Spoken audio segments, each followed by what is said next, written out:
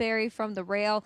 This one comes out of that same race, pace 26-4 behind him to get up for a third. Lots of bold numbers up and down the program page for this guy, so he's coming into the race sharp. The line that really sticks out to me is when he jumped up to this level 2 back. He made up plenty of ground. He paced in 50 and change, and I thought he was almost going to get there, just kind of hung there late in the stretch. Come back, and he bounced back nicely with a good effort after that. So he's got 3 wins from 11 starts this season. You're getting 7-2 on him, 3-1 on the 3 Crush, Kill, Destroy. I really think it's going to be a 2-horse race behind these two.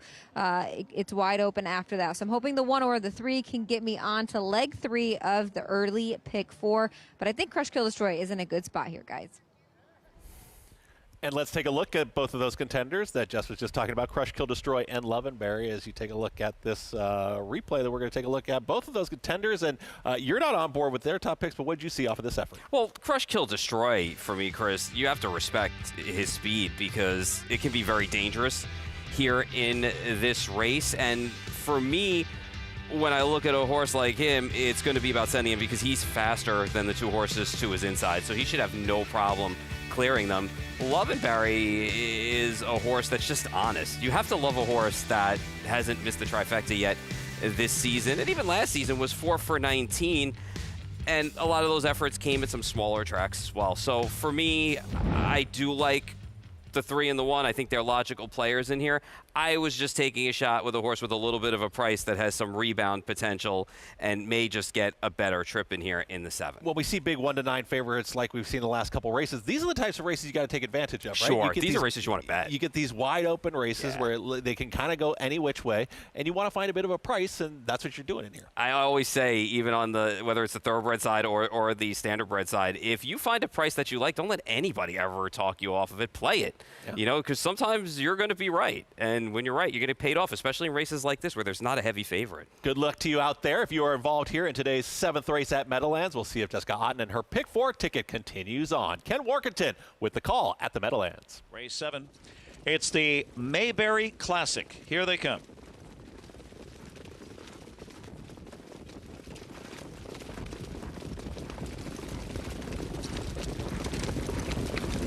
And the Rav, a hungry hippo shoots out from between them there. Dancing Lou, Crush, Kill, Destroy backed away.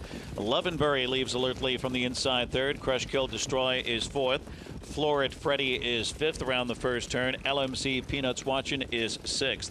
Then it's Stop the Shootin' at the rear of the field with Mansertive and half past midnight, and underway from last is Marl Bank Road. 2 wide at that opening quarter, and reaching up is Hungry Hippo and Jordan Stratton off a quarter of 27-1.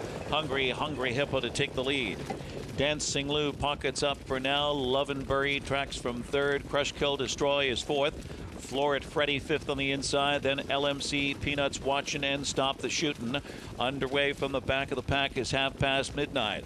And it's Mansertive, and Marlbank Road continues to trail, brushing up boldly Lovenberry. And Brad Chisholm takes the lead off a half of 55-3, 28-2. Lovenberry fronts them now at 5-2 on to the far turn. Hungry Hippo yields for the pocket spot. Now Crush, Kill, Destroy goes in attack mode. 3rd on the outside and gaining. Dancing Lou stayed in. He's pinned in 4th.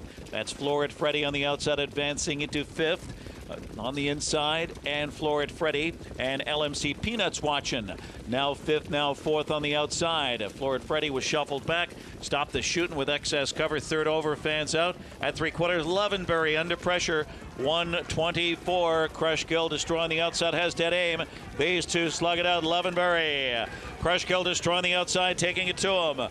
Hungry Hippo on the inside is all out. The others for minor spoils. Lovenberry doing enough. Lovenberry. Then very tight. Marlbank Road or Crush, Kill, Destroy right there with Stop the Shootin' and Hungry Hippo. 151-1. Lovenberry holding off all rivals in the late stages. Look like 3 and 10 in a photo there for the place, but the 1 Lovenberry gets the job done. Yeah, you got to love horses like this, as we mentioned early on. He was able to find himself a good early spot, and then Bradley Chisholm just brushed him to the top in that half of 55-3, and he did enough to pace on in the stretch to win and get the job done over a fast closing Marlbank Road and Crush, Kill, Destroy in the photo. It was the one, Love and Berry, and it was Crush Kill Destroy was in there and in that photo for second, and we'll see if, well, Jessica Otten's ticket continues on, so our handicappers are dialed in here tonight. There's Bojangles at Woodbine Mohawk, and of course a tremendous victory. He just continues his winning ways, and he just keeps winning, winning, and winning. Yeah, I mean, this was just a no-doubter. This was just a public enjoy this race and watch a superstar in the potential making, and hopefully we will see some tougher competition for him down the road. I'm looking forward to seeing a couple horses maybe match up with him later this year. We look forward to that. We'll find out more where Bojangles, if his travels will take him somewhere else. Can on to Norway make it to 25. The stars are showing up here tonight, so you got to come on back here. More harness action on America's Day at the Races on FS2. It's a big day.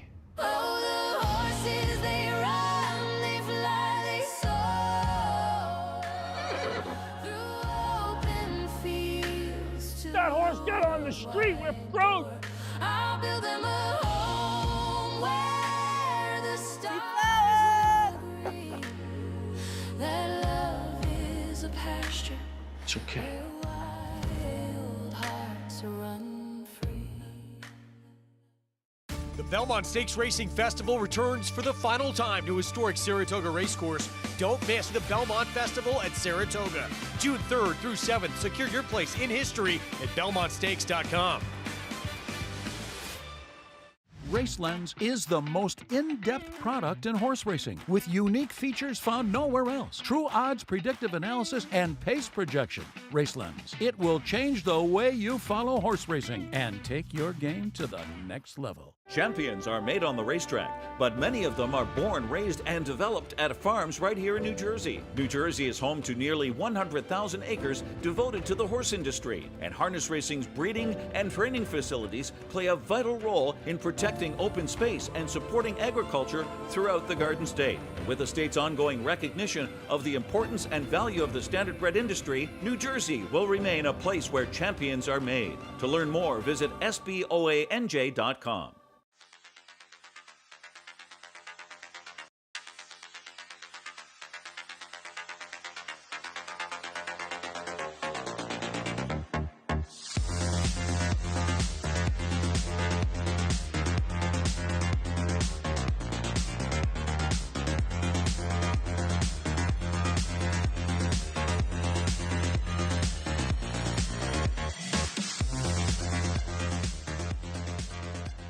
Grayson Jockey Club Research Foundation was formed in 1940 with a simple goal: to raise funds for research to enhance the health and soundness of horses.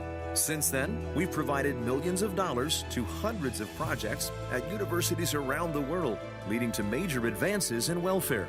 Our process of selecting and producing peer-reviewed research has become the trusted industry standard. And with your help, we'll be here for many years to come, supporting the health and wellness of all horses.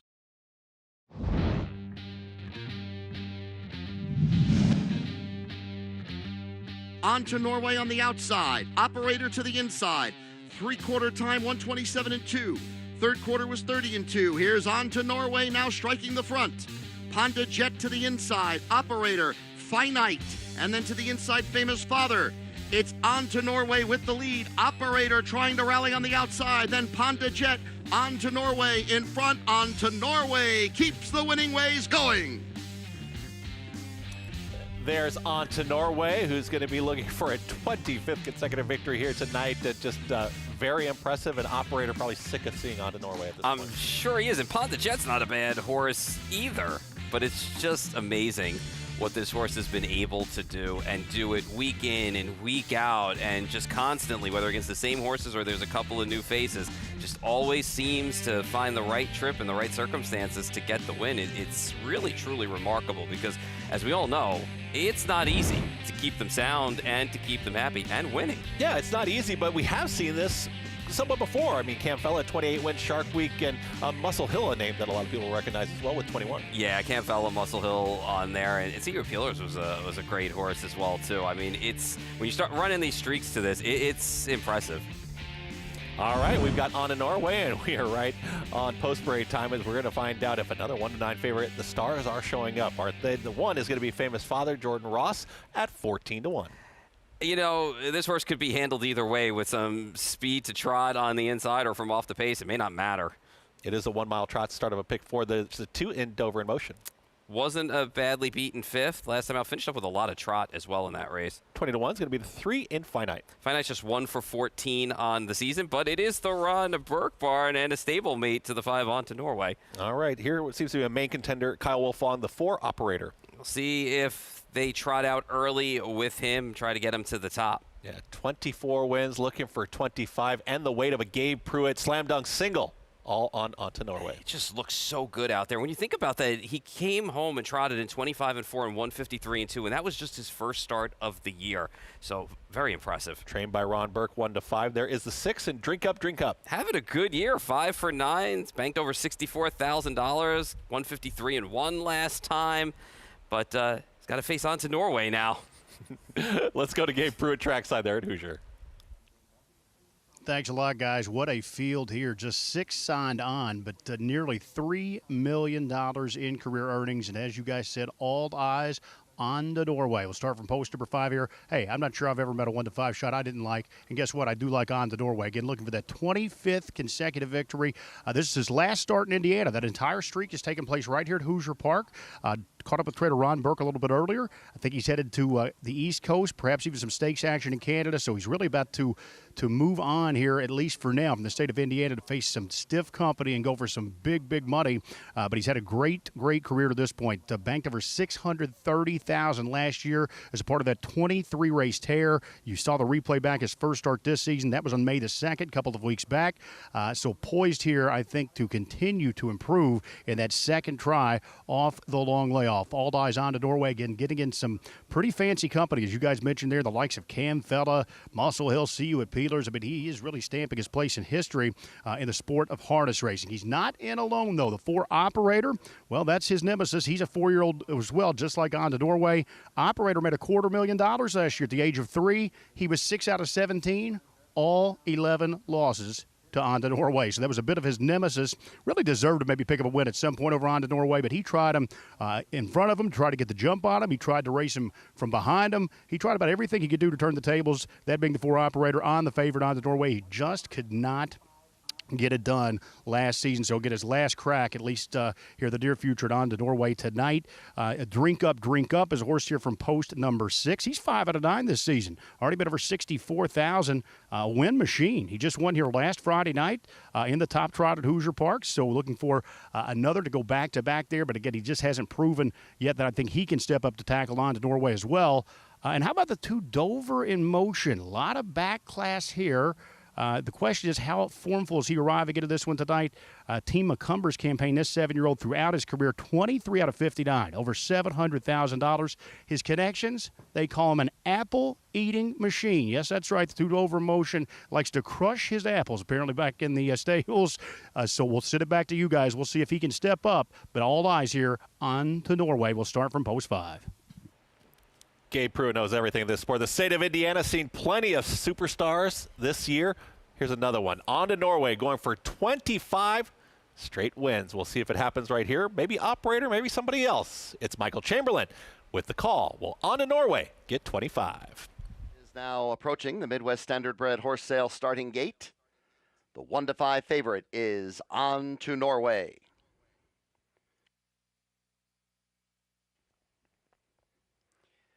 Here they come.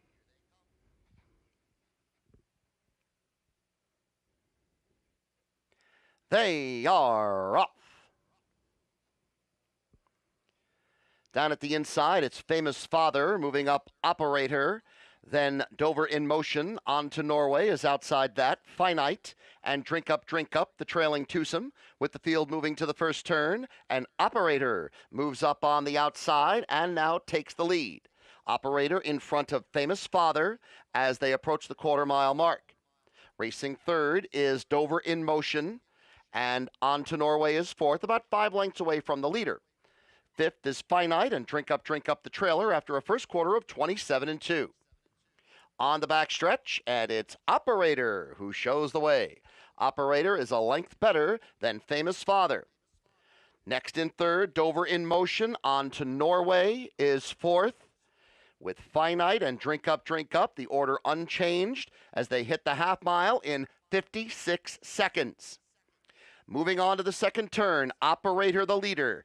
Famous Father on to Norway has moved to the outside and has moved to third. Going by Dover in Motion. Following on to Norway is Finite, and the trailer is Drink Up. They're midway around the second turn. Operator has it a length from Famous Father on to Norway, a looming threat to the outside. The field now moves into the stretch. 3/4, 124 and 4, 28 and 4, third quarter. Operator, here comes on to Norway. On to Norway, puts ahead in front.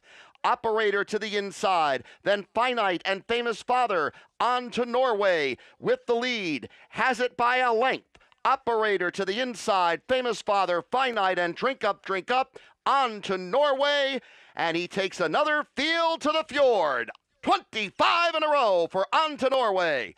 Operator, Drink Up, and Finite in 1:53. Impressive win streak. It does continue. 25. Operator trotting his race, but just not good enough. On to Norway is just a little bit better. What I loved about this race was there was zero panic. There was anything from John DeLong. He didn't get away the fastest, trotting away, but found a spot, sat there. When the time was right, came first over, just kind of sauntered up. Never really even asked this horse for his best.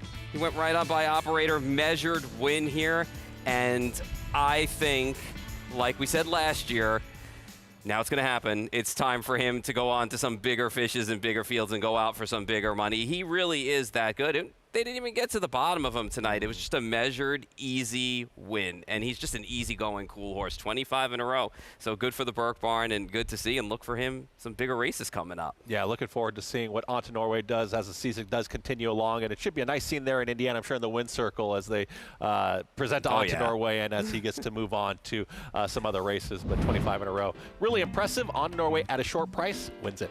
Garden State 3-year-old filly trot. It's going to be Meadowlands. It's going to be their 8th race, a $45,000 purse, and a scratch of the 4 and the 7, but something important to point out with this field in today's 8th race, it's that they're going to be 2026 Hamiltonian Oaks eligible in this spot. So this is a really important race, but this is also something to look forward towards that Hamiltonian Oaks. Absolutely, and you want to see these horses progress. We're getting closer. It's already May, so as we get closer, obviously you have to be eligible. You want to be eligible, but you need to get better races and better times and better wins underneath your belt, and that's what we see here. And the entire field actually is eligible right now with what is left. So that is a good thing. Yeah. And now's the time when you start to size them up and you see what they have. I think even with the scratches, this is a very competitive bunch in here. I think you can make a case for just about all 5 of the horses. Yeah, they're all eligible. And, of course, you can watch the Hamiltonian Oaks. That's going to be right here on Fox Sports. So really looking forward to that later on in the year. But we want to see that progression, and that's going to be important here tonight. Let's talk about Hoosier a little bit more, as we've got On to Norway, who got the job done. And, the favorite got the job done. Operator made On to Norway work for it. But as you said, it may be an easier than looked effort to get the job done. Yeah, I don't know how much On to Norway actually had to work to get this job done. See, right here, watching the stretch, you can see John DeLong not even asking. You can see everybody else in behind giving the whip taps with the sulky. You could see them kind of trying to high line, trying to get their horses to go and to pick up and to trot in the stretch. Not this guy. John DeLong, just like a statue, was able to go on by Operator. And I think, honestly, if John DeLong really asked, you would have seen a much bigger margin of victory here. This was measured. They know what kind of horse this is. They know what's coming up in the future for this horse. They left some in the tank, and he's just made easy work. And we'll see if he's going to miss the fine, cozy confines of Hoosier, but he has just made a great career, and it's more than I think anybody ever dreamed of or asked for when they first purchased him. 5, 4, 6, the trifecta there in race number 10. One of the members of the Burke Brigade, and On to Norway. We'll see what other spots he's going to be in, and he looks to be a big contender as the year continues on. We're going to head back out to the Meadowlands as we are looking at their 8th race right now, but Jessica Otten is with Nancy Tactor. Thanks, guys. I have a trainer, Nancy Tactor. First and foremost, Nancy, you already have a win on the card. How is it getting back into the swing of things? Because I feel like the winter took forever to get over. Yeah, it was the worst winter of history because it was so freaking cold all winter, but I'm very happy that the winter seems to be over and we're back to racing because your days go a little quicker then. Definitely. And nice weather today, which is nice too because I know it's been cold out here for quite some time. Let's talk about your Cutler starter tonight, French Wine. First and foremost, how did he winter? He had a great winter. We got a lot of work into him, a lot of strength work that I thought that maybe he lacked a little bit. So I'm really happy I got that into him. He's not a very tall horse, but he's a little bit of a heavy horse. So, he just needed a little bit more muscle so he could carry his speed a little bit better. And, his 2 qualifiers were tremendous. So I'm really happy with how he's coming back. Would you rather a start coming into this race, or are you good with those 2 qualifiers? This is so early in the year. I'm okay with the 2 qualifiers. The Cutler's a great race to win, but it's not, the biggest race that we want to win this year. It's a really long season. We're far away from the Breeders' Crown, that he won last year. And, I didn't get him in training until September of last year. So, would I ideally would have wanted a start? Maybe, but I'm okay with the situation. It's a nice group of trotters that they conducted. What's his best attribute? He is very smart, and he knows exactly what this is about. He really wants to win. You can't teach that to horses. They either have it or they don't, and he has it. Good luck tonight. Thank you. We'll send it back to you guys in New York. Thank you very much, Jess. There with Nancy Tactor, who's got the 5 leading lady actually in this spot in race number 8. And we talk about all the trainers in the sport, Ron Burke and Per Engelon, some really talented trainers in the sport of harness. And race number 8, post-parade time, the 1 is Diamond Bay. I think Noel Daly's got a good one in here, has trotted well and finished up well with back-to-back wins. Colin Kelly, who we saw Jess with earlier with that interview with the 2 days away. Well rated in that victory last time out. We'll see how much speed today. And there's the 3, 4 to 5. Svanstedt always tough with these kind of fillies. We'll talk about her a little bit more as we get closer to the race, but she was been in some respectable fields in this spot. I just wonder how she'll be on the big track. Nancy Tactor trained, the 5 leading lady. This was a horse who kind of got sick on Nancy as well, but this horse has run well. Let's not forget she was 3 to 5 favorite in a $225,000 final and got a nightmare trip in there. And 6 to 1 on the 6 kick in. Might be the longest shot or one of the reaches in this field, but I don't think this horse is that bad for our Nifty Norman. The problem is just this horse is just 1 for 15 lifetime. This, of course, is part of Jess's pick 4 ticket that's still alive, but where'd you go? Who's your top choice? I went to the 1, Diamond Bay, who we're looking at here. Last time out, she got a nice second over trip. They really didn't ask her a ton, and she trotted solidly to the wire. I think she built on the race before that, which was nice to see. I think she's just grown up. You look at her, and I think she's got her mind more on business. Mentally, physically, she looks well, and I really think taking a look at her starts from this year as compared to last year, I think Noel Daly's got her right, and maybe we'll get her peaking at the right time. I like her here tonight. I like what I've seen from her in her last 2 starts. Let's go to Jess. I think this is a very competitive field for these 3-year-old trotting fillies. Lots of Hambletonian Oaks hopefuls. And I'm on board with leading lady here from the Nancy Tactor barn. I just talked to her a little bit off camera. She said, this is one of my best fillies I have in my barn. She had a very solid 2-year-old campaign. You see she was shut down after Lexington last year, so she didn't ship up for the Breeders' Crown and continue her 2-year-old season late into the year. So she was put away fresh after a really good start behind Jailbird Jog in that Bluegrass Series, who actually just won that Oak Grove Oaks Trotting Derby this afternoon. She gets a good post to work with. Only concern maybe is she's picking up a new driver. Matt Kakali's going to take over the lines, but she looks like she's plenty versatile. She's had 2 really nice qualifiers coming into this effort. She gets the middle of the pack to start with. I'm going to use her on the top of my ticket. She's in my pick 4 ticket as well as Days Away. We heard from Colin Kelly earlier on in the night. This comes from that super powerful Per Engelon barn. This horse had 2 qualifiers heading into that non-winners of 2 race over at the Poconos, where she went right down the road, shut down winner in 4 lengths in 155. She gets a good post to work with as well. Sounds like Colin asked Jason Bartlett how this filly was, and he got plenty of insider tips from her. So those are the 2 I'm going to use on my ticket. I'm assuming they're taking plenty of the action on the tote board. A horse I'd watch out for is Diamond Bay from the rail. Noel Daly does the trading on this filly by 6-pack. She's coming off of back-to-back wins. I love taking sharp horses. This will be one of her first stakes assignments for the season as well. She tried a little bit last year, didn't fare all too well, but looks like she just was one that needed to mature and grow up. She gets the rail to work with. She's got Tyler Buter in her bike. But to keep me alive in this early pick 4, I need the 2 or the 5 to get me through leg 3, guys. Let's talk about that one. Diamond Bay is currently 6 to 1, and take a look at that May 1st effort that we saw from Diamond Bay. And what did you take from this one? She sat a really nice trip in here. She got the second over journey, which is what you want. And when she was fed open road, she trotted very nicely. She really wasn't asked a ton. And when you watch her trot to the wire, the one thing I want you to notice is she actually trotted strong to the wire. Her strides were good. She was not shortening strides. You know, she was picking things up as she got to the wire. And I think that that's all a factor of her having grown up. Her 2-year-old season was not the best season. She was 0 for 5 in there, and I think it just took her some time to mature, you know, both mentally and physically. And as I've said and Jess said, I think Noel Daly's got her going right now. She's sharp coming into this race. We'll see how she does first time against stakes caliber horses. This is what it's about, getting her feet wet to see if she will be able to progress from this.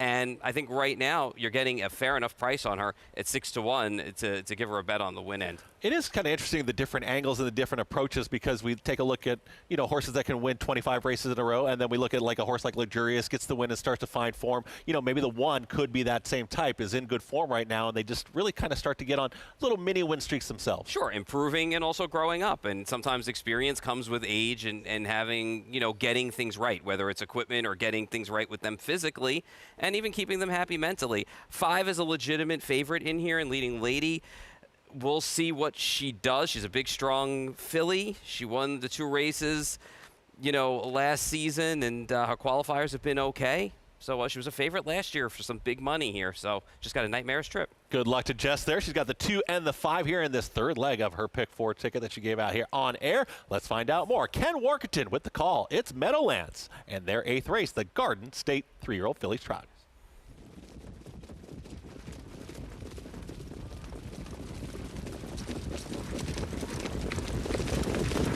And the fillies are off and trotting. Isabella B and Ocas Fonstead right to the top here. Diamond Bay yields for the pocket spot, so Days Away gets away in 3rd into the first turn. Then it's Leading Lady, and Kick-Ann will be the trailer. Quintet of fillies trot to the opening quarter. And here comes Colin Kelly with Days Away.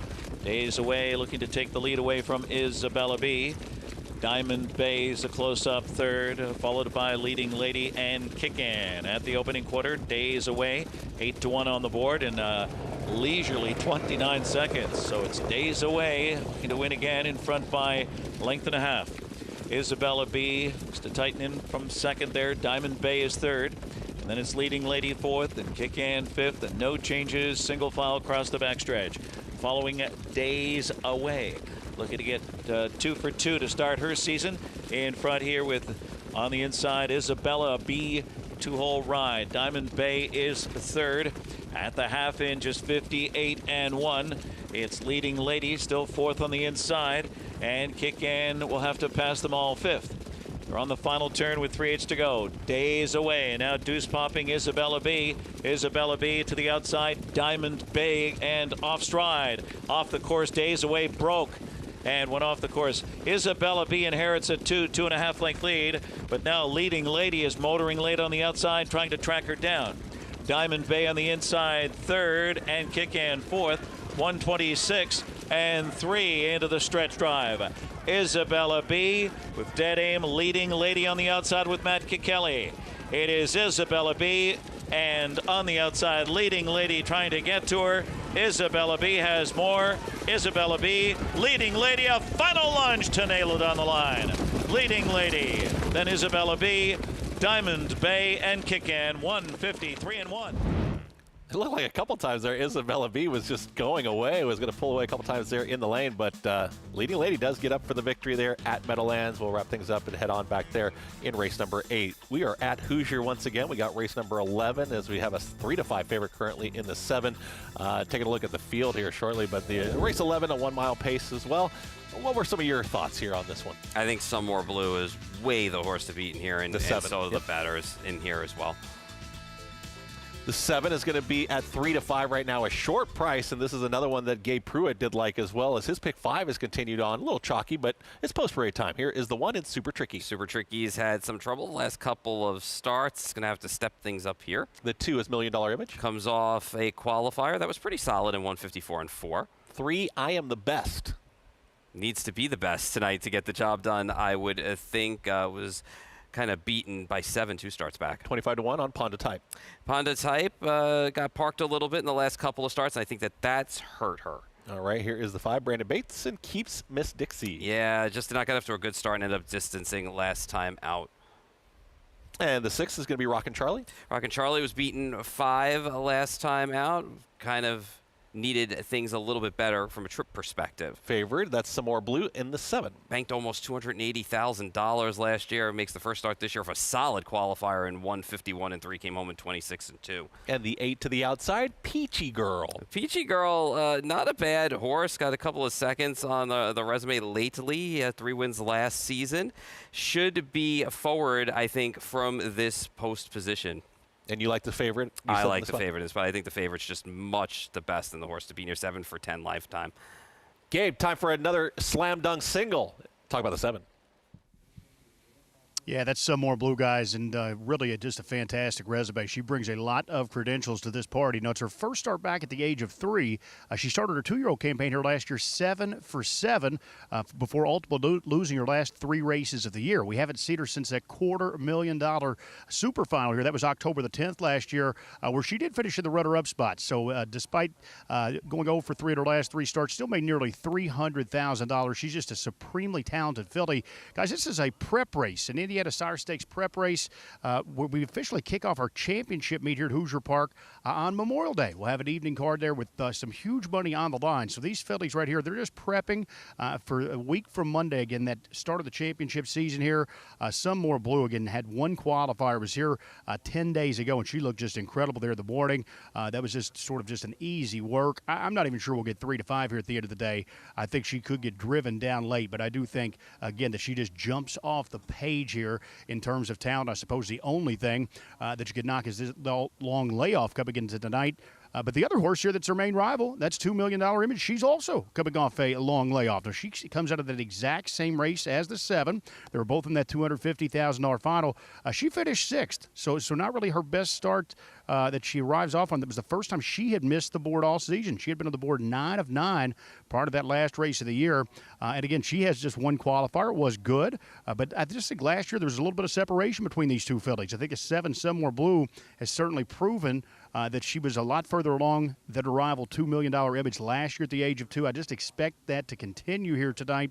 I do like maybe 1 sleeper here, guys. If you're playing some exotics, I think we might be able to get the 6 Rockin' Charlie into the mix here. This is a horse that's come back much better at the age of 3 than she was at 2. She's been chasing some tough company. The good news for her, she's already got 6 starts under her belt this year, so she's got a bit more of a foundation than some of the other starters here in this race. And I just think that she could sneak onto the ticket because otherwise it looks like an awfully formful 11th race of the night here to kick off the late pick 3. And the headliner, of course, Some More Blue, odds on. Again, she's prepping for that first Memorial Day stake that'll come up a week from Monday. Plenty of info there from Gabe Pruitt pointing out that this is a prep, and who knows what Some More Blue is going to show here tonight. We did see the 2 go back to the paddock, come back on. Some newer fans of harness, it's just something equipment-wise. Maybe the driver kind of feels something they want to just kind of adjust something. Sometimes it's the rain. Sometimes the tire goes flat. Sometimes it's just a simple equipment adjustment. Could be a shoe thing as well, but no big deal. Usually they come right back out on track after a short delay. Those 2 look like the main contenders, the 7 and the 2 to you? Yeah, and for me, when you look at Some More Blue, Gabe alluded to 3 losses to end the season, lost to Whoomp. And Whoomp was just out of her mind last season, and she had a great 2-year-old season. So I don't really hold that at all, against Some More Blue. When you take a look at this qualifier, so a qualifying race is obviously to get them back on the clock, to get them, their feet back under them. And she ran exceptionally well in this spot. She sat right behind it. She beat Whoomp, by the way, who finished 3rd, a well-beaten 3rd in this spot. So for me, she's way the horse to beat here. There's no Whoomp to deal with. $1 million Image, while having run well last season, did get drowned in that $250,000 race. And part of it was also, too, because when they went out and paced early in there, the speed fell apart. So I don't kind of hold it against her. I think her speed's better today and it plays better today. The question is just who is more fitter, who do you want off the qualifier? It seems like Some More Blue hasn't lost a beat because all of her races have been basically in that 151-3 category, as opposed to $1 Million Image, who may need to race a little bit more into form. 3-year-old filly Pacers. There was some concern, some of that layoff concern, but we're going to find out right now. It's track announcer Michael Chamberlain as he continues on with the action there at Hoosier. It's race 11. As they move into the stretch, Some More Blue is the 1-2 favorite.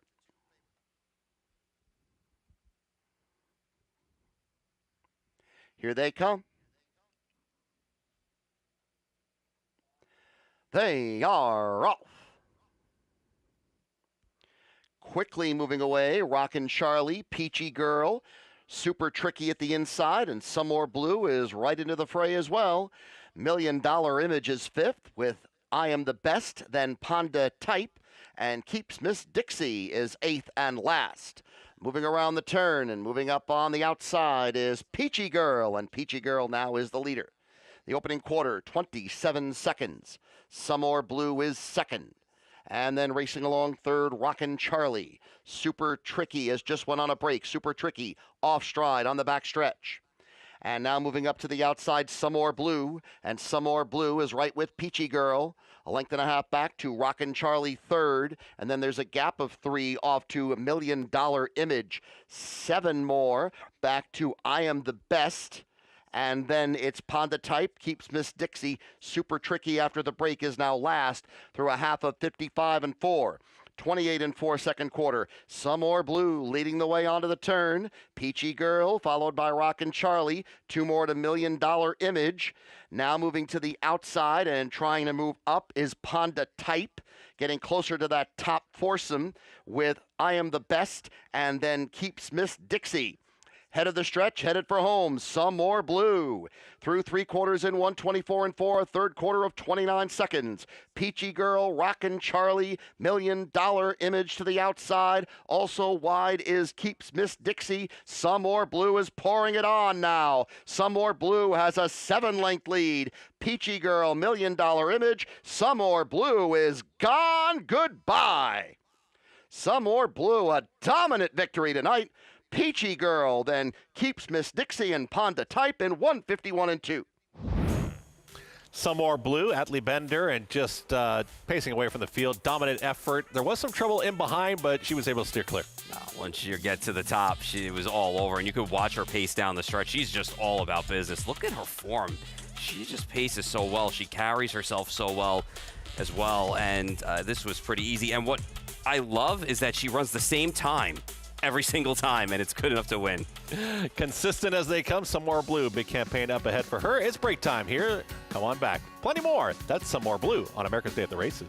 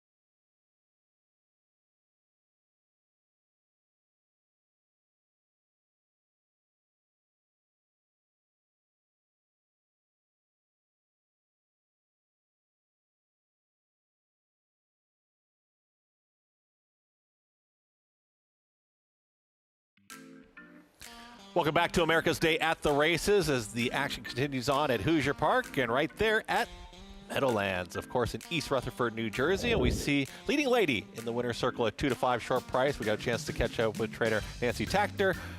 Took a little time to get by the 3 there through the lane, but gets the job done at short price. Yeah, I think this is Nancy's best hope Hamiltonian. right now for Hamiltonian Oaks. We'll find out as we move forward. She looked very good, and I really like the effort for her coming off the qualifiers. This was a solid start to her season. Yeah, showed off a lot of heart there, running down the 3 in the lane, and there is some more blue. Another impressive filly that we've seen on tonight's action at short price, 1 to 9. Very gets the first win of the season here, gets away from Whoop, and no problem gets the win here. And I just love that every time that she runs is the same time. She's as solid as they come. Big things coming up for her this season too. Yeah, it was far back to the 8 Peachy Girl and the 5 Keith Smith Dixie. We'll see some more blue. Plenty on our shows.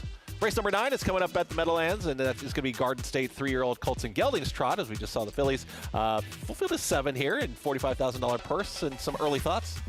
American Power is going to be my top selection in here, but I wouldn't sleep on a Southwind Alamo either. Mark, it's going to be some good stuff from this horse in here, and I think losing to a horse like Magic Punk, there was no shame in that for Southwind Alamo. So this should be a very good race with some horses that we can look forward to maybe possibly being in the Hamiltonian later this summer. We've seen some impressive performances so far on the evening, and we've still got the Arthur J. Cutler Memorial coming up on tonight's program. But come on back, and we got plenty more. We'll be back at the Meadowlands. Their 9th race is coming up, so you come back and get involved in the action on America's Day at the Races.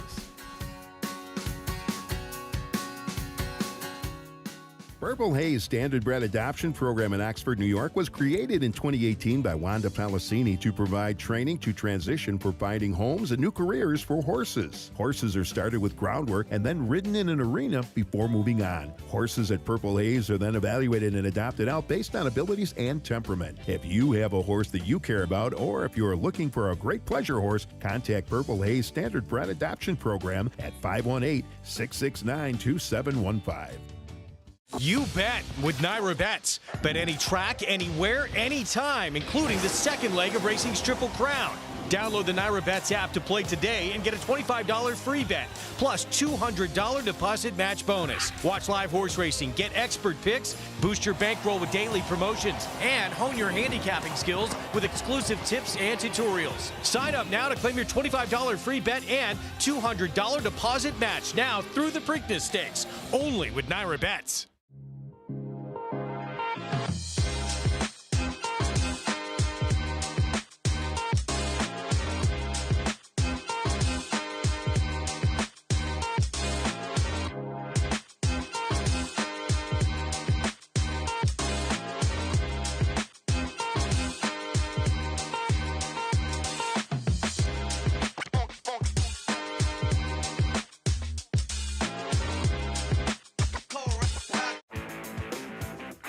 Racetrack Television Network brings you every race from every track on every screen every day. Monthly packages starting as low as $5 per month. RTN gives you great value and access to more HD streaming and race replays than anyone. Visit RTN.tv today to sign up and watch on almost any device, including Roku and Amazon Fire. Whether you maintain a food plot on the weekends, tend to a small herd of livestock, or work in professional landscaping, New Holland's family of Workmaster and Boomer compact tractors at Clinton Tractor can get the job done. Known for delivering outstanding value for their performance, these reliable, powerful, and easy to operate New Holland compact tractors will help you tackle your to-do list while being easy on your wallet. We are the leader in service, Clinton Tractor. ClintonTractor.net. Back here on FS2 as we're getting ready for Meadowlands in their 9th race, and we got a post parade coming up, a field of 7, and it is the Garden State 3-year-old Colts and Geldings. It's a 1-mile trot, and there is the one, Southwind Fargo. Not often you get a big price on a Svanstedt trotter, but you will here in this spot at 19 to 1. Still looking for that first career win. There is the 2, and that's going to be Gabe's Luck. He's had a lot of luck tonight, our Gabe Pruitt. So solid debut race, and it's got 2 qualifiers in him now as well that are solid. So not a bad proposition here if you think he's going to run well tonight. Trot well. The 3 is going to be Southwind Alamo. I like this horse in here, and last time out, made that lead, trotted, opened up, and got caught in the Dexter Cup, and it was a very fast running, by the way. There's Dexter done, and that is the 4. Came off that qualifier, Spencer Hanover, his stablemate, he beat. Big horse. All right, Yannick Gingras is going to have the 5. 1 for 13 lifetime, and went to the front last time out, kind of got tired late. Jason Bartlett, he's got the 6 in Trillion Times. Just got in, and Trillion Times had a little bit of trouble in the last 2 starts with some braking issues. Got to stay flat early on. And here is the 7 at a big number, 28-1. Another Svanstedt trainee, again getting a big price. This horse hasn't fared so well this year, especially in the first start. Just getting warmed up. Sometimes Aki's horses take a little bit of time to get ready. Yeah, we spoke about the Hamiltonian Oaks eligible horses in the last race, race number 8. And, of course, we've got the Colts and Geldings here. So we've got some Hamiltonian eligibles in this upcoming race. And how does it set up, basically, for the Hamiltonian? What kind of performance do you need to see here, or are we just kind of still very much scratching the surface? You're getting horses back that are either getting their feet wet against stakes competition or that are already established from last season, and that we're going to see if they come back at 3 and see if anybody has caught up to them as well. I think horses like American Power are very interesting in this spot. It's funny that Southwind Alamo is not on this list because I think he's got a big shot tonight. But American Power, for me, I'm very interested to see what he does against these kind of horses. You look at his breeding, you've got a Walner out of an Ariana G, and that's some pretty huge pedigree there. Marcus Melander likes to take his time with his trotters, and I think we'll see a build-up for this one. Okay, let's go to Meadowlands. Jessica Otten, trackside. One of my favorite things about this race is that it's so early in the year, so you're still kind of seeing who's developing from 2 to 3 and what stars have come back just as sharp as last year. And I think this is a very competitive race. Leading Lady got up in the nick of time to keep my pick 4 ticket alive, and we have 3 horses hopefully to get the job done here to pay out this early pick 4 sequence, and a lot of horses who had plenty of talent in their 2-year-old season. My top choice is the 3 Southwind Alamo, who's going to pick up Tim Tetrick for the first time. He was a very good second place in that Dexter Cup behind Magic Punk. He actually had the lead there that middle half of the mile after being used pretty aggressively to make the lead. He finished second trotting home in 28-1. I thought it was a very good effort. That was the second start of the year. Now he's making his 3rd start off the bench. This guy had 3 wins last year, so he knows how to get to the winner's circle. He did have a couple of braking issues last season, but it does look like they have resolved that. And I think he's sharp coming into the race. He's my top choice in here.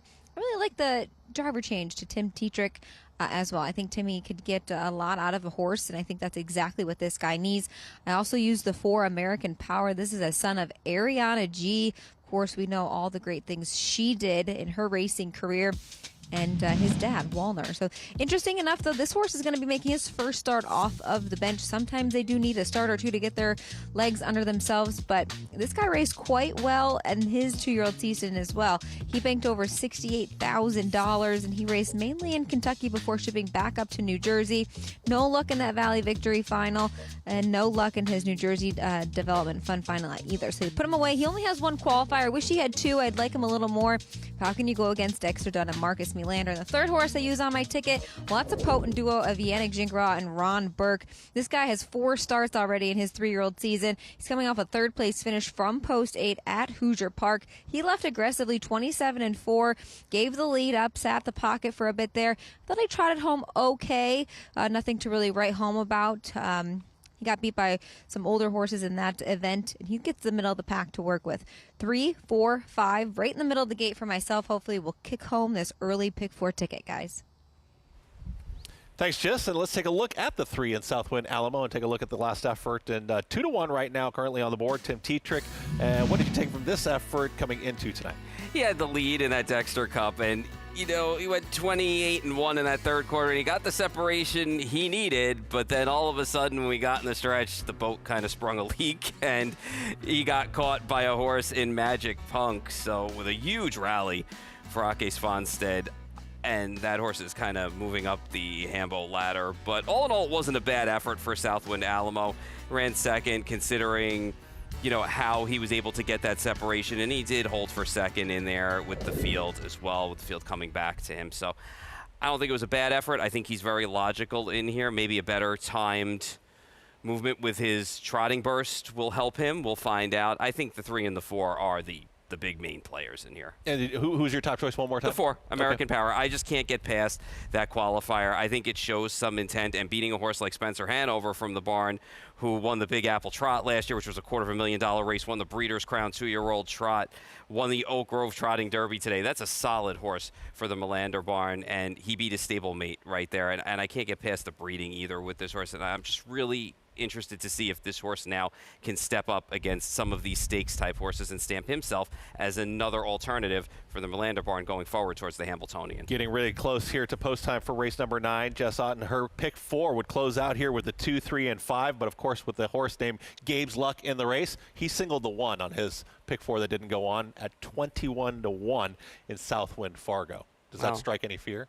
Well, Gabe's had plenty of winners through these. I don't think we have to worry about Gabe missing out on one ticket. I know Gabe. He's had plenty of winners. It's the Garden State 3-year-old Colts and Geldings trot, and they are Hambletonian eligible. Ken Workington, Meadowlands with the call.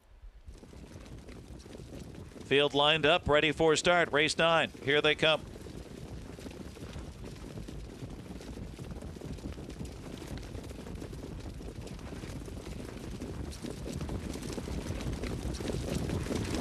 Three-year-olds are off and trotting. A little steppy there was David Seaman as Trillion Times guns out and goes for the lead. Gabe's Luck, Southwind Alamo's put in play. And Southwind Fargo leaves alertly on the inside into the first turn. And caught 3 wide there was American Power, is now 5th, as going off stride was Trillion Times. At the rear, it's a Mega Hill, and then on the inside, David Seaman, and dropping back to last off stride, Trillion Times. They hit the opening quarter in 28-4, and first there was Southwind Alamo on the engine at 2-1 with Tetrick. Southwind Alamo across the backstretch. Gabe's Luck pockets up for now. Southwind Fargo 3rd. American Power 4th, and right on the helmet looks revved up there with the Mega Hill 5th on the inside. Then it's David Seaman, back trotting. Trillion Times has caught the rear of the field. Single file trotting past the half. And it's Southwind Alamo at 2-1 on the board, fronting them and takes them past the half in 57-4, just 29 seconds. Southwind Alamo raiding along kindly here. Gabe's Luck gaps the pocket just a bit there. Southwind Fargo 3rd. American Power yet to make a move now. He's fed racetrack and goes up on the outside. He's got some work to do, though. Mega Hill 5th on the inside, then a gap of 2 to David Seaman and Trillion Times as the pace picks up. And Southwind Alamo trying to give them the slip. Southwind Alamo by 2, 2 1/4, 125 and 2/5 into the stretch drive. 27-3. Trotting 3rd quarter. It is Southwind Alamo trying to hold them off. 2-pronged attack. Gabe's Luck on the inside. And American Power towers up late on the outside with a full head of steam with Dexter Dunn. American Power powers past at 4-5. American Power in his 3-year-old debut. Then Gabe's Luck, then tight. Southwind Alamo or Southwind Fargo, 152-3. Trainer Marcus Melander and Dexter Dunn with the driving duties on the 4. American Power drives to the victory. I'm very happy to see that he was able to handle this field tonight, and he did it uncovered with a trotting march up to the top. No excuses for Southwind Alamo tonight. Just sprung a leak again in the stretch and could not seal the deal when the real trotting started. But American Power came up first over uncovered, was able to sustain that trot all the way to the wire. Though Gabe's Luck ran well, sliding up the inside with a good trip. But no doubt about the winner here. Dexter Dunn kind of gave this horse a little reminder once or twice and kind of started to get into him, and he was strong to the wire and trotted on through. So I think this was a solid finish in here for this horse, and I think Marcus Merlander's got someone else on his radar now in the barn that he could look at for some stakes down the road. Yeah, and horses that we will see throughout the season, but the 3 you're talking about sprung a leak. You know, is this something where you say it happened again? I'm starting to get go against the 3. I'm starting to take a look again at this horse, a hard look, because there was no real excuse. Okay, American Power gets it done. Dexter Dunn. Hey, we got the featured event coming up, the Arthur J. Cutler Memorial, and it's a rematch. Curriculum, Lexus Cody, so much more. Come on back. America's Day at the Races.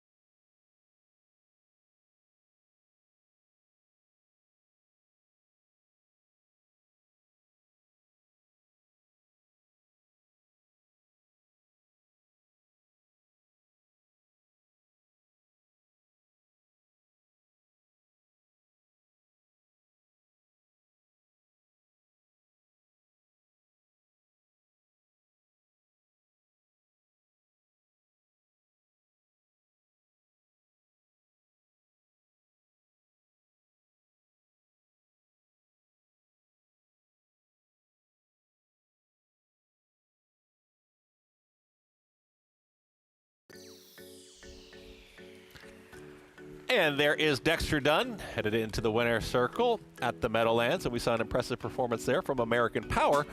Just got the job done through the lane. Good start for the 3-year-olds campaign. I love that this horse did this uncovered as well. Dexter Dunn had enough to get that first over journey going and was able to sustain that trot to the wire. I think it's a good starting point for this horse. I think Marcus Merlander's got a barn full of good horses, good 3-year-olds as well. So I think this horse is on his way to stamping his name as one of them, and we'll see what happens going forward. But a good start in stakes for this horse. Yeah, good start to our season, too, of our shows here on Fox Sports. You're seeing the stars, you're seeing a lot of the drivers, getting familiar with all the names.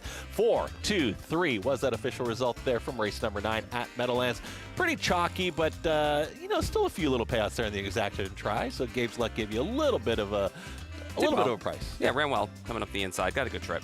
Let's head out to Hoosier as we've got race number 12 coming up, and we've got a field of 9 that's going to go in tonight's 12th. It's a 1-mile pace and closes out Gabe's pick 5 if I'm following along correctly. So we'll see and talk to Gabe about that more. But it's post-parade time, and it's the 1, Bama Breeze. This mare's kind of taken a step backwards in her last 2 starts, and they both come from the inside post, which is interesting. So maybe she's just not a good inside horse early on. Long shot, Bombay Parkway, the 2. Should be a long shot 0 for 8 on the season this year. And Travis Sequence got the 3, and Wild Rosa. 3rd and the only start this season, and I think it'd do better in this spot for sure. 5-1 on the 4, Fox Valley Lava. Fox Valley Lava's got 3 for 3 season going. This is obviously a tougher spot for her, but at least she's sharp right now. John DeLong, he's going to have the 5 here currently at 9-5. Can't touch these. Sources coming in off of 2 sharp qualifiers. It was 11 for 21 last year, almost $300,000 in the bank, and came home with 26-4 in those qualifiers, so pretty solid. There is the 5 right now. John DeLong again with the driving duties for the 5, and here is going to be the 6. Another price here at 33-1 in True Blue Hanover. Got the job done by a neck last time. They've been aggressive with her early on, and I think that's paid off for her in her last 2 starts. Second place finish for the 7 last time, and that's Roland Rosie. Roland Rosie comes off qualifier, wrapped it up in 152. Can go faster than that for sure. First time back this season. And the 8 is going to be at 6-1. Not bad. Not a bad effort last time out. I like this horse quite a bit. It's my top selection in here. They're going to have to use her speed early on to get her to pace out and get a good spot. And to the outside the 9 at 8-1. Tarnish actually won last week. They were aggressive with her. They found a spot she was able to pace on by. All right, let's go to Gabe real quick.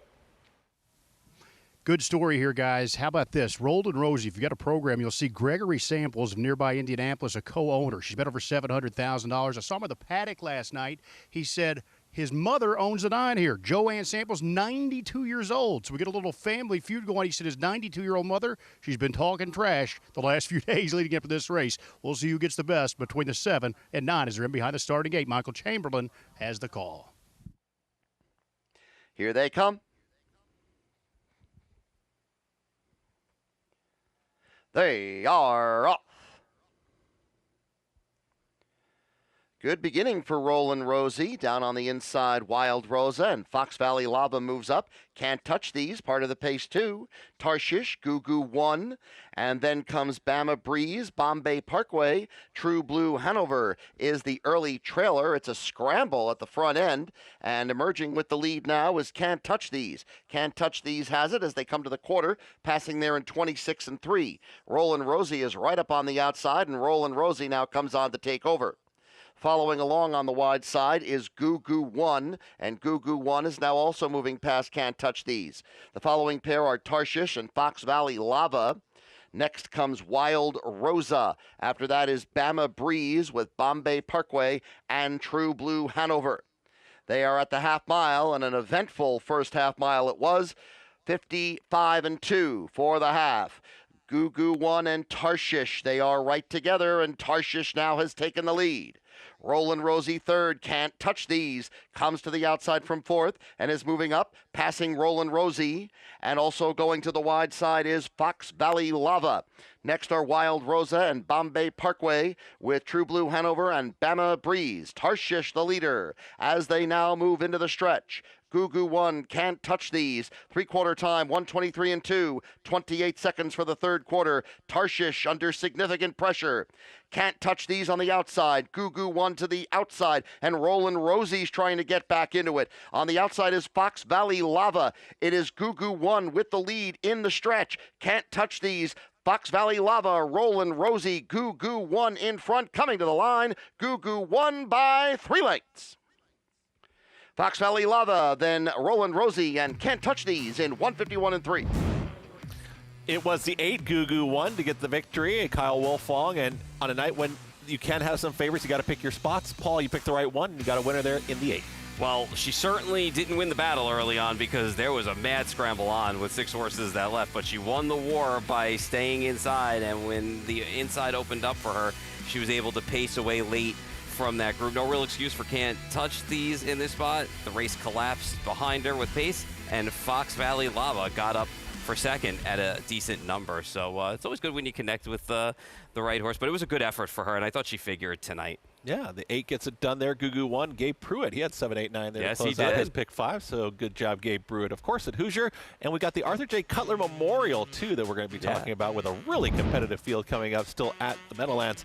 And we've got race number 10, $150,000 plus. And now we're really talking about some big purse money in here. Lexus Cody is going to be the 8 at 8-5, and Periculum at 7-2 right now. Yeah, some of our old favorites in here. We definitely have a rematch from last year's race as well. And Alexis Cody, I think, after coming off of last year, Alexis Cody did everything you could possibly want and more, and does have a race under his belt.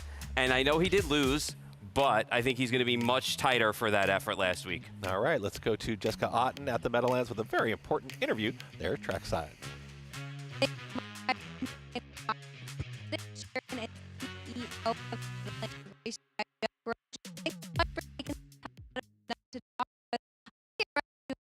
Cutler, known as RDTU. He was a really... We had a little bit of an audio issue. It kind of sounded like it was coming back there right at the end, so we'll try to get back to that interview with, of course, the president and CEO of Meadowlands, and Jeff Corral, and he's done a tremendous job, of course. And, you know, talking about a race like this is obviously very important to him. Probably hear from his words here in just a moment, but you know, the connection between Arthur J. Cutler and speaking of him and this race as well. It's a great story with them, and a story that started a very long time ago with them being horse players like most of us are, you know, and having a day at the track and being able to bet and then following it up with good food, and you can't beat that. You know, it's a great combination. All right, let's go back to the interview. Thanks so much, guys. I'm standing by with President, Chairman, and CEO of the Meadowlands Racetrack, Jeff Corral. Jeff, thanks so much for taking some time out of your night to talk to us. I want to get right into it with Arthur Cutler, known as RDTU. He was a really good friend to you, wasn't he? Great friend, loved the races. We used to come here all the time when the place was, you know, packed back in the day. You know, we had a third guy who never won, so his nickname was Mush from that movie. And I can tell you, we just had a lot of fun. Did you guys own any horses together? Yeah, we did, actually. And right after Artie died of a heart attack, which was a shock, we had a horse that we bred racing in the final of the Jersey Sire Stake, Philly, 3-year-old trot. And all his friends came here, and the horse was like 20-1. And one by one, the horses were breaking, falling down, and the horse won. And literally, you would say, God had to get this horse over the finish line. And the horse never raced again. Now, I read somewhere, heard somewhere that he really liked trotters, and you ended up naming an older trotting race after him. It's a really nice field tonight to represent your friend. Yeah, and we used to get a lot of his friends would come here.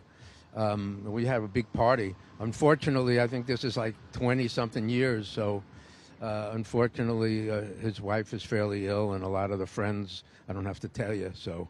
But I'm here, and I'm looking forward to it. And it's been a great race over the years, you know, and it's the first big race for the older horses, so it's always exciting, and it's a great, beautiful night, too. Beautiful night. Great racing on tap. Thanks for taking some time to join us. Thanks. We'll send it back to you guys. Great interview from earlier today there at the Meadowlands, of course, and you talk about the connections and friends and everybody being connected, and an interesting one with the Arthur J. Cutler Memorial. There is nothing more greater than the bonds of friendship, and I think that showed between Mr. Corral and Artie Cutler. When you think about Artie being a restaurateur, you know, he loved food and he loved racing. And his love of Carmine Abatello, one of the greatest drivers that we have ever had in history, the Red Man. And you think about the restaurant, Carmine's, that he had in honor of him, and the name and the family. You know, we just lost Carmine Abatello as well, and just Carmine's family, Artie's family, and even Jeff Corral. That's what the racetrack is about. Some people lose sight of that. You know, we go through the day-to-day grind, but it truly is a family, and it does bring lasting memories for you. And it's great to see that Mr. Corral keeps that going year after year with a race named in honor of Artie, and everybody being able to get together and celebrate a great man's life. Yeah, such great history. It's important to try and keep it alive, keep it going here for the future generations. Tradition's everything, tradition. man. So certainly tradition there at Meadowlands. And we've got that great race with some really competitive horses coming up a little bit later on, the Arthur J. Cutler Memorial. And we thank Mr. Jeff Corral for that interview, of course, earlier this evening. Hey, it's break time. We've got Meadowlands when we come back. And we've got plenty more on America's Day at the Races. Champions are made on the racetrack, but many of them are born, raised, and developed at farms right here in New Jersey. New Jersey is home to nearly 100,000 acres devoted to the horse industry, and harness racing's breeding and training facilities play a vital role in protecting open space and supporting agriculture throughout the Garden State. With the state's ongoing recognition of the importance and value of the standardbred industry, New Jersey will remain a place where champions are made. To learn more, visit sboanj.com. You bet with Naira Bets. Bet any track, anywhere, anytime, including the second leg of racing's Triple Crown. Download the Naira Bets app to play today and get a $25 free bet, plus $200 deposit match bonus. Watch live horse racing, get expert picks, boost your bankroll with daily promotions, and hone your handicapping skills with exclusive tips and tutorials. Sign up now to claim your $25 free bet and $200 deposit match now through the Preakness Stakes, only with Naira Bets.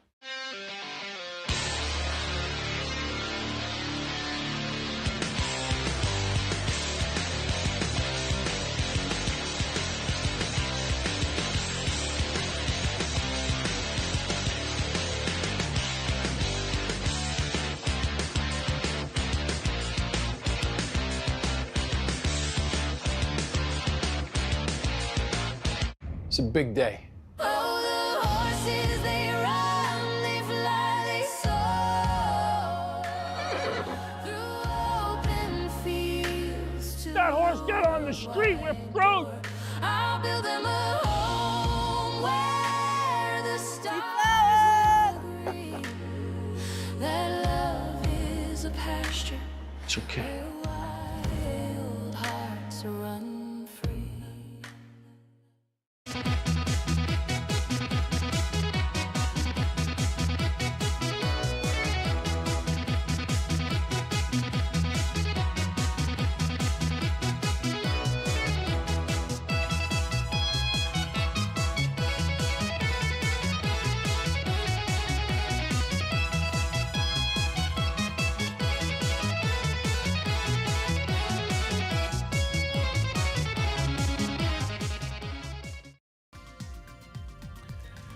It's America's Day at the Races. It's FS2, and it's $150,000 plus in this purse coming up at the Meadowlands. It's their 10th race on the program, and it's a 1-mile trot with some really, really familiar names and some competitive horses, and it's the post parade. It's going to be the number 1, Benjamin Hanover, Matt Kakaley to lead things off here. Big money and a great race, the Arthur J. Cutler Memorial. Tuned up here at Philly last time out with a win in 152 and 4. Has had experience before here at Club Med. Should be all right. Big price, though, tonight. There is the 2 and 44-1 on Chapkraz. Well, the 2024 Hamble Maturity winner, and he's going to show some forwardness, I would think, in the spot. Scott Zeron, the 3, Periculum. Third straight year in this race, comes out of a qualifier, 27 and 2, final quarter, 151 and 4. All systems go over $2 million in the bank. Dexter Dunn, he's got the 4 at 6-1. You know, look at his last race in the FanDuel. He's not a horse that likes to be in front. I don't think he's going to be in front tonight. All right, and there is the 5, and Hey Porter. Hey Porter should set up shop somewhere in mid-pack, try and make that one late trot burst. Jordan Stratton. He's going to have the 6 here, security protected. Has an all right so far 2026, over 41,000 in the bank over at Yonkers for the most part. Jason Bartlett, he's got the 7 in French wine. 2025 Breeders' Crown Open Trot winner, back for more this year. Solid qualifiers underneath this guy's belt coming back. Vying for favoritism, that's the 8 Lexus Cody and Yannick Gingras. Definitely tighter off last week's effort, losing to Antonioni. I think Antonioni also had a race under his belt, so he had the advantage over Lexus Cody. Okay, and the 9 is going to be at 7-1. That's Logan Park. This is a big driver switch for Logan Park, too. Tim Tetrick up in the bike. Did break in his last start, but I think this horse coming back here with Tim up, you're probably going to see a little bit more forwardness out of this horse, I would think. All right, there is the field. It's $150,000 plus in the purse. It's the Arthur J. Cutler Memorial. Let's take a look back at some of the races here, looking at a championship and some of the contenders. You got Periculum, you got Lexus Cody, and you got Logan Park. Lexus Cody just topped off what was a great year in this race. Opened up stretch, was able to trot away and able to hold on. And it wasn't that it was a bad effort from Periculum. Spot Periculum just had to come a long way and was parked out for quite a bit of it and still managed to trot on home for second. Logical 2 horses here. Logan Park always shows up more times than not. Had a really solid 2025. When you get all of these horses together, it's ultimately going to be about who's in form and who gets the best trip, because most of them on their best day could certainly win this race with ease. All right, it's race number 10. Let's go to Jess, trackside at the Meadowlands. Super excited for the Arthur Cutler Memorial. We have a great field of trotters conducted here. I think it's going to be a very competitive race with plenty of action packed into that first turn, because I think one of the better horses comes to the outside of the gate.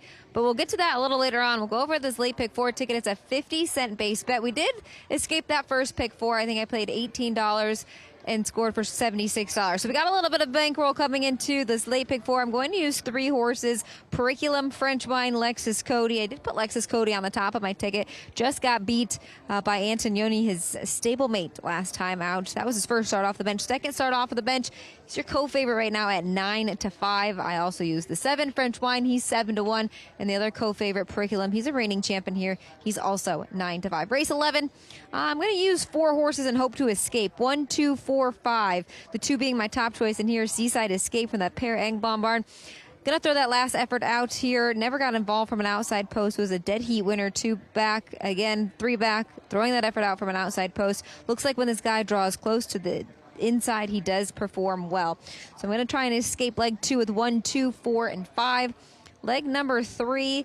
I'm only going to use 2 numbers. That's the 4 and the 6. The 4 being my top choice, Century Heineken, Enrico Robinson. 4th start off the bench for this guy. He's been racing well at Plain Ridge, and even here at the Big M, he was second last time out behind Always Be Gibby. Make his 4th start off the bench. He's sharp as well. He's my top choice in there. And if we escape that leg with just 2 horses, just 2 more in that final leg, the 2 and the 4. It's a division of the Garden State for those 3-year-old Colton Geldings on the trot. The 2 being my top choice in here, Nordic Dancer from the Aki Sponstead barn. He had that first call in the Dexter Cup, and then he sat the pocket, just go up a bit short. Usually Aki's horses need a start or 2 underneath of them, especially not only having that 1 qualifier. So they'll make a 2nd start off the bench with that 1 qualifier. And threw Southwind Gallatin on my ticket as well. 2nd start off the bench for Team Orange Crush. Back to you guys. Pick 4 play there from Jessica Otten, and with eyes on the Meadowlands right now here for the Arthur J. Cutler Memorial. Gabe Pruitt, he's got a ticket too. Always such an exciting time of year, guys. The Arthur Cutler Memorial here kicks off the championship season at the Big M. And you're giving me a tough act to follow here as Jessica Otten smashed that early pick 4. I went overboard early in that sequence. So hopefully reversal of fortunes here. I've got a $15 play. I'm going to go 3 deep in the opening leg. Last year's Cutler winner, Periculum, back in. I'm going to use him. Also going to toss in Atos Kronos from post number 4. He was 6 out of 14 last year.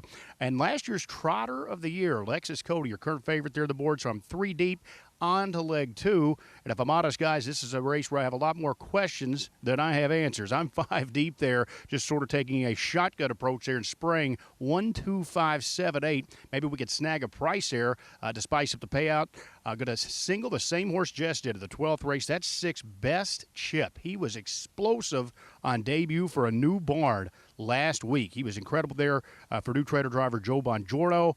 So I think all my chips going to be in on best chip. There's a single. And if we're still rolling, I'm too deep to close it out. I'll use the 2 Nordic Dancer in race 13. That's the trotting sired out of a pacing mare. You rarely ever see that. I'll use Nordic Dancer, and I'll toss on Never Say Die, a $15 play as we get it started off here with tonight's feature. Thanks, Gabe. $15 play from Gabe Pruitt. Paul, did you go big, or were we sticking with a manageable budget, I guess? I'm going to go all in the 13th race. Right. In race number 10 here for the Arthur Cutler Memorial, the number 3 Periculum, the number 7 French Wine, the number 8 Lexus Cody, the number 9 Logan Park, all logical players. Race number 11, the 1 Alabama Jammer, the 2 Like Jess, Seaside Escape, my top pick, much better posted, should see better intent tonight. The 3 and the 5 as well. Race number 12, I'm a little bit more deeper, the 2 Invictus, rebound potential there. The 3, the 4, the 6 best chip as well, and we survived to race, or when we survived to race 13. The 5 Never Say Die for me. Troubled trip last time. Still finished up decently. Definitely going to be tighter for the second start of the year. $32 for me for 50 cents. I'm looking for a little redemption like Gabe, too. Yeah, you want to be alive there to that last leg. That's what it looks like as far as your play. It's a $32 ticket there for Paul Verderosa. Pick 4 starts here. It's race number 10. It's the Arthur J. Cutler Memorial. Seems like the 3, 7, and 8 seem to be getting a lot of the play, seem to be like the main contenders. Are we forgetting anybody in this spot? I mean, not going against your tickets, but I mean, do those seem like the winner's going to come from there? Logically speaking, quite possibly. We'll see how it plays out. Atos Kronos taking some money. I think that Atos Kronos did not want any part of being on the front end in that championship race back in November. I think we'll see a little bit lesser of an aggressive steer for him in here, and we'll see if it pays off. But I think Lexus Cody and Periculum and Logan Park and French Wine are the right horses. A race that's important to Jeff Corral there at Meadowlands, to the bettors and the players there at Meadowlands, and to us right here on the set as well. It's the Arthur J. Cutler Memorial. It's Ken Workington with the call, race 10 at the Meadowlands. Lexus Cody, last year's runner-up and the defending champion, fresh off the bench here. Periculum is 9-5 with Scott Ziron. Lexus Cody with Yannick Gingras. They're lined up for the Arthur J. Cutler Memorial, race 10. Here they come. And they're off and trotting. Logan Park's in blast-off mode. So is Alexis Cody on the outside, and French Wine put in play. Atos Kronos right there on the inside. It's a firing line.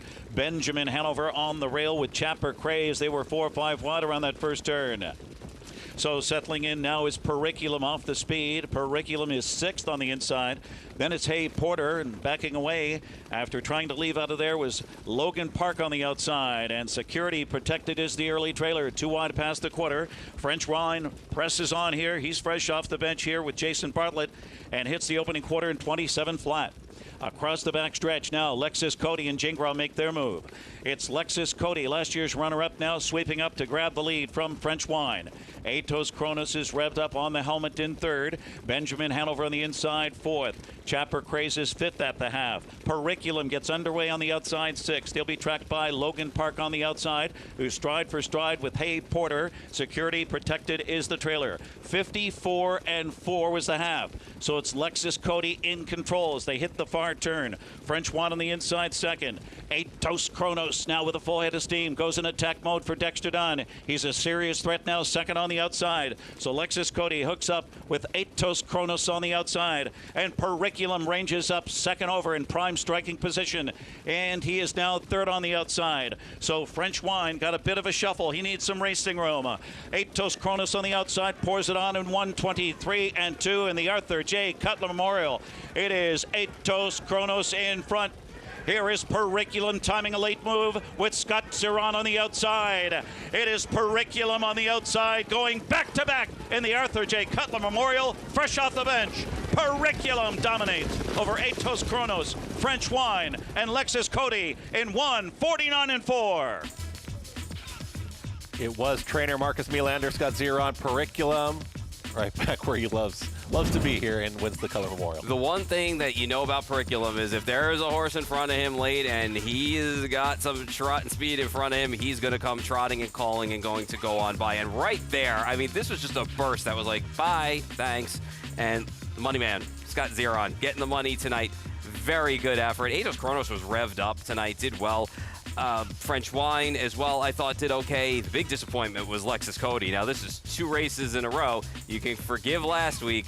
Tonight, I'm not so sure you can forgive. You're going to have to start to figure out what happened here tonight in this race. And it wasn't that it was a supersonic, fast, trotting speed early, and Yannick was able to kind of control to get Lexus Cody up to the front, but just had nothing in the stretch when the real trotting began. So we'll have to figure that out with him. But solid effort from Periculum, because we know one thing about him.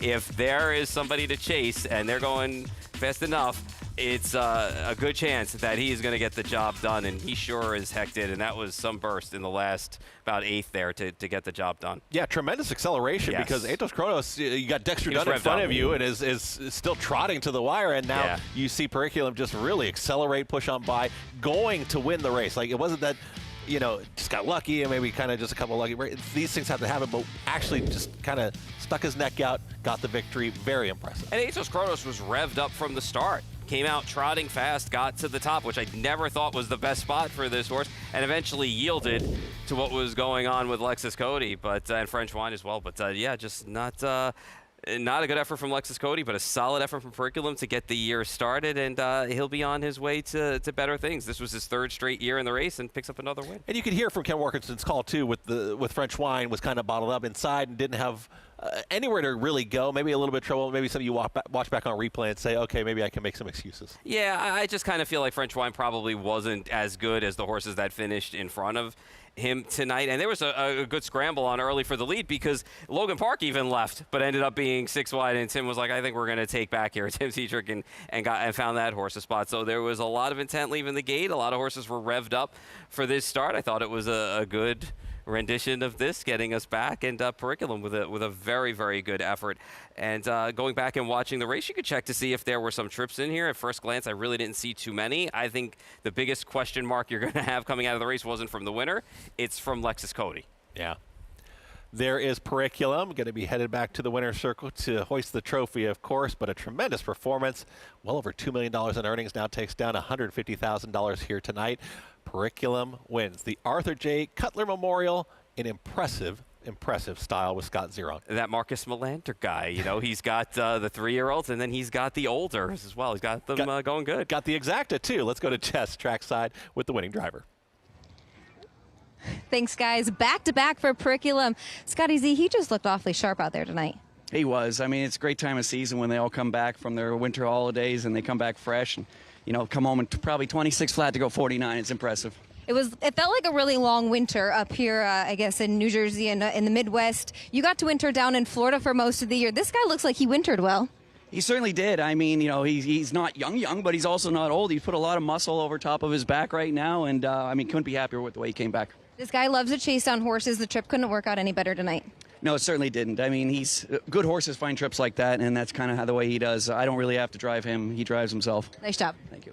Scotty Z, Periculum, Marcus Melander, they're going to team up for back-to-back Arthur J. Cutler Memorials. This year, they're going to do it in 149-4. Back to you guys.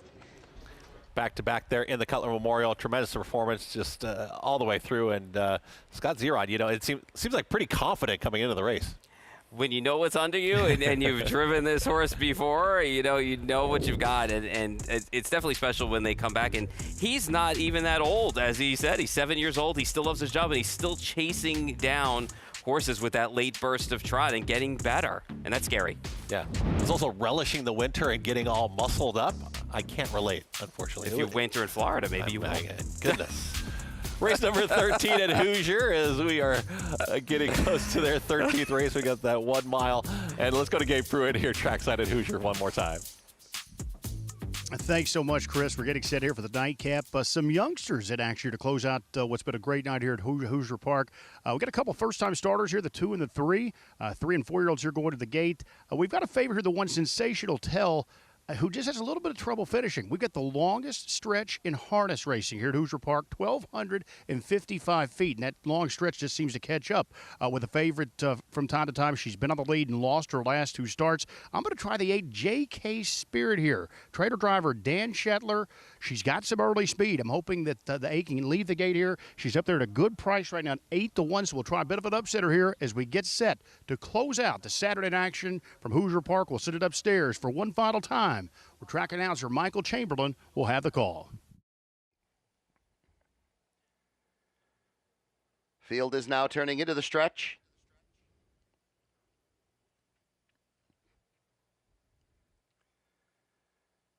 Here they come.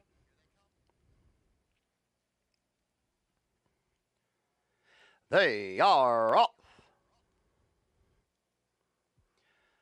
Moving up from the outside post is Skyway Victress, and she is intent on the early lead. JK Spirit into second, then Distillery Station. Sensational Tell is racing fourth, followed by Latin Ambition. Some at Midnight is moving up on the outside. Boca Chica is right there at the inside on the pylons, and in fact, Some at Midnight went quite wide going through that turn. Racing eighth is Cool Kinda Lady, then Thunder Cash, and the early trailer is Super Cricket. The opening quarter, 28-3, and they're on the back stretch, and it's Skyway Victress and Jordan Ross in front here, just about 2 lengths. Sensational Tell is moving up on the outside of JK Spirit, and Distillery Station has got an issue. Distillery Station has a problem dropping back off the pace, so Distillery Station has a problem, and also having retreated out of it is Some at Midnight.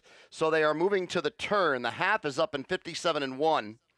Skyway Victress, Sensational Tell on the outside, JK Spirit, a gap of 3 back to Latin Ambition. Then it's Cool Kinda Lady and Boca Chica as the field is moving around the turn, and they've left the rest well behind here, coming to the top of the stretch. Skyway Victress, Sensational Tell, the top 2. Off stride went Latin Ambition. Latin Ambition on a break right at the top of the stretch. 3 quarters, 1:26-1, 29 seconds for the third quarter. Skyway Victress is still fending off Sensational Tell. JK Spirit, Boca Chica, Latin Ambition trying to recover on the outside has moved up into 5th. Skyway Victress still has it 2.5 lengths. Sensational Tell couldn't get to her. Skyway Victress goes all the way in front to win. Sensational Tell holds second over JK Spirit, then Latin Ambition and Boca Chica in 1:54-1. And it was the 9 and Skyway Victress at a price 18-1 it looked like, and Jordan Ross, and with everything that was going on in behind, it's best to be on the front end. Absolutely, and sometimes in fields like this, that's what it pays to do. You're braving up, and I think she's still, even though she's had 17 starts, I still just think once she got straightened out, she was good. The 1 just can't win a race. They tried something different with this horse by putting this horse behind horses and sitting fourth, and that just didn't work out either. Yeah, I would not be betting the 1 again next time at a short price. That's for sure. But nice effort from the 9 Skyway Victress in here. Close out with a big price on the night. Yeah. Hoosier. Big price there at 18-1 to close things out. And of course, Gabe Pruitt has been with us all night long there at Hoosier Park, and a tremendous job. And with On to Norway and that performance, I think it probably put a smile on Gabe's face too, as he was trackside there to see the folks in Indiana who've had a tremendous year in 2026, as I said, in all of sports. But On to Norway, now on to other things, and a great night overall. Yeah, he's really our horse for the course here, so to speak, Chris, at Hoosier Park. He's been such a standout superstar. You can bet one thing, everyone here at Hoosier is going to be rooting for him as he continues his travels, I think, to Canada and even out of the East Coast as well in some of those major stakes. But we hope that win streak is able to continue, and he's just able to continue to etch himself in the history books, guys. But he is on a record tear, 3 behind Cam Fella's all-time record is quite impressive. So great night of racing here. On to Norway, the headliner. There's no question about that. It was great to be back on air with you guys and really kick off what's going to be a wonderful season of harness racing action as we move throughout the summer. Thanks so much, Gabe. Yeah, it's going to be a tremendous summer going into the summer with the harness action, and just tremendous selections, too, for the handicappers and analysts. You guys have come prepared here to kick things off, to kick off the 2026 season for us here on FS2. Got to do what you got to do, man. got to be a man of the people. You know, got to keep the people happy. Coming back, wagering. There is the 9 at Skyway Victress, 18-1. Close things out with a long shot there at Hoosier. We've got more America's Day at the Races.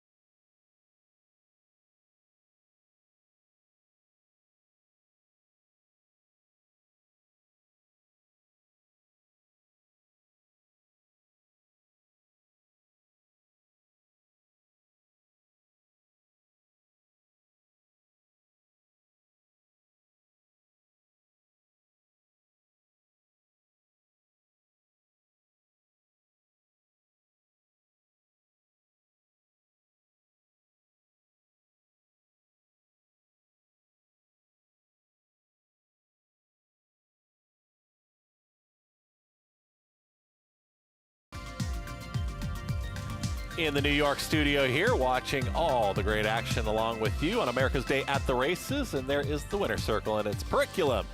Getting the job done there, and the money man gets it done, of course, too, at 4-5. Perfect second over journey behind Atos Kronos, who popped and wanted to take the lead.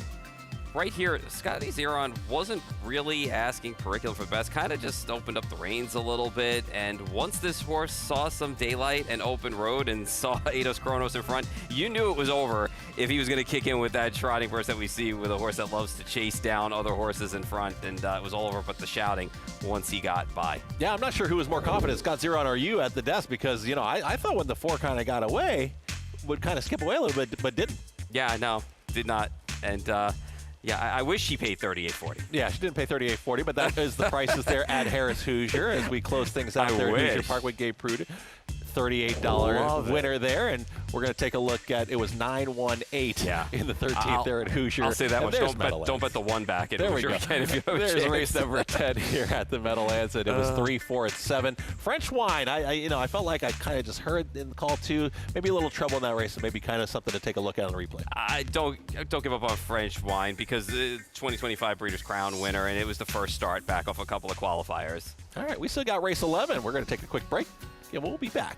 Race 11, the Meadowlands. We continue on a 1 mile pace on FS2.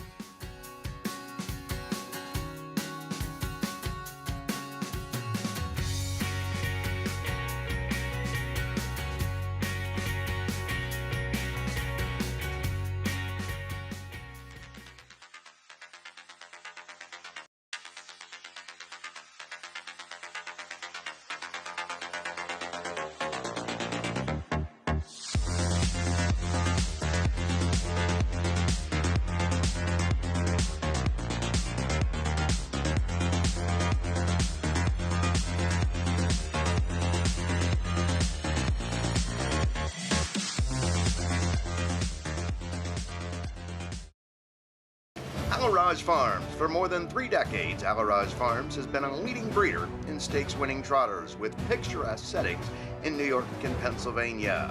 Alaraj Farms is home to champion broodmares producing millionaires like Fern, Muscles Marinara, Dewey Color in the Line, and Whiskey Tax, and stars like Barn Doll, Jezzy, Beautiful Scent, and Lady Landia.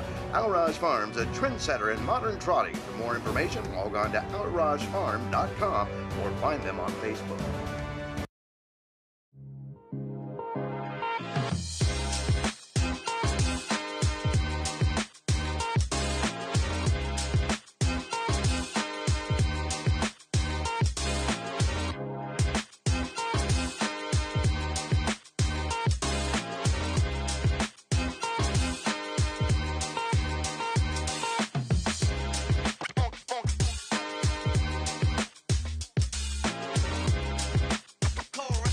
Announcing the Empire Trillium Series, a multi-year $3.2 million 14-race program at the brand new Belmont Park and Woodbine Racetrack, restricted to New York or Canadian foaled horses. This new event kicks off the day after Christmas with 4 two-year-old stakes races on Belmont's new Tapeta surface and continues all spring and summer through late July at Woodbine. The Empire Trillium Series. To learn more and enroll either New York or Canadian breds, go to NYRA.com/EMPTRI.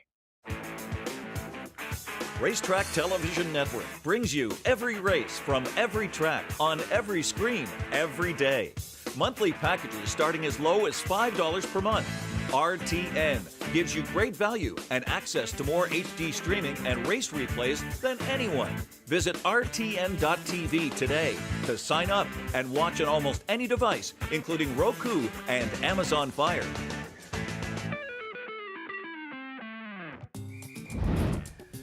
It's been a tremendous night of racing at Hoosier Park and, of course, at the Meadowlands as well. And we just saw a wonderful star in Periculum get the job done in the Archer J. Cutler Memorial. Race number 11 is coming up at the Meadowlands. But just, it's been great to have you, of course, to kick things off in 2026. And what's it been like for you? And just overall, just a great night. Superstars at Periculum was very impressive. Periculum was definitely very impressive to go back-to-back in that Cutler Memorial. I think there's lots to take away from that race for the upcoming weeks for those older trotters. It's been great to be back. I'm glad the warmer weather has finally came back to us. I'm glad stakes season is finally underway. It was a great night of racing here. Of course, like I just mentioned, we got to see Periculum go back-to-back. Lexus Cody, 25 in a row. I think we're going to see him a handful of times on this show throughout the year. And then, of course, reigning horse of the year, both north and south of the border, and Bojangles. Hoping we'll see him on the show as well. Plenty of action yet to come throughout the entire summer. Great job from you guys as always. I'm excited that summer is finally here, and that we'll get to spend lots more time with you guys with all these great horses on tap. Really looking forward to that, and great job, of course, to Jess, too. But you got one more thing to do. Give us a winner here in race 11. Unfortunately, I'm on the 2. Seaside Escape was taking a lot of money. The wide posts have killed him. He's drawn inside. Should be pushed into play harder tonight. But the 1, the 2, and the 3 and the 5 will keep me alive in the pick 4. A suspenseful pick from Paul Verderosa. 3-5 to close things out. We'll see if Jason Bartlett can get it done here. It's race 11. It's Ken Workington with the call at the Meadowlands.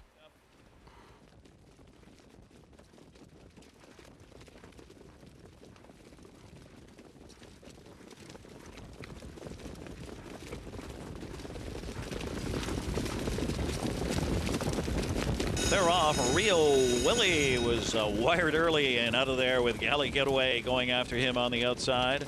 Alabama Jamma on the rail, and that is Seaside Escape getting away third. Alabama Jamma fourth, and Salzburg Raptor is fifth to the opening quarter mile.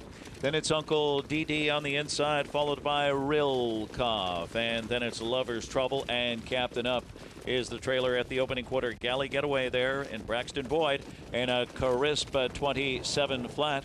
Going after them is Seaside Escape and Jason Bartlett with that big 2-5 favorite brushing up boldly. Real Willie is revved up in third.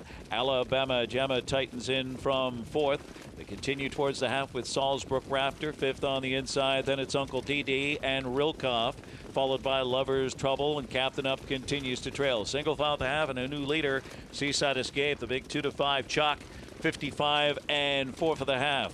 Seaside Escape now the target. Going after them boldly is Real Willie. Real Willie means business there with Dexter Dunn and comes on to apply some serious pressure. Galley Getaway on the inside third. Alabama Jamma setting up second over fourth on the outside in prime striking position with Salzburg Raptor ranging up third over on the outside. He is stride for stride with Uncle DD on the rail, and they're stride for stride at 3/4. Seaside Escape.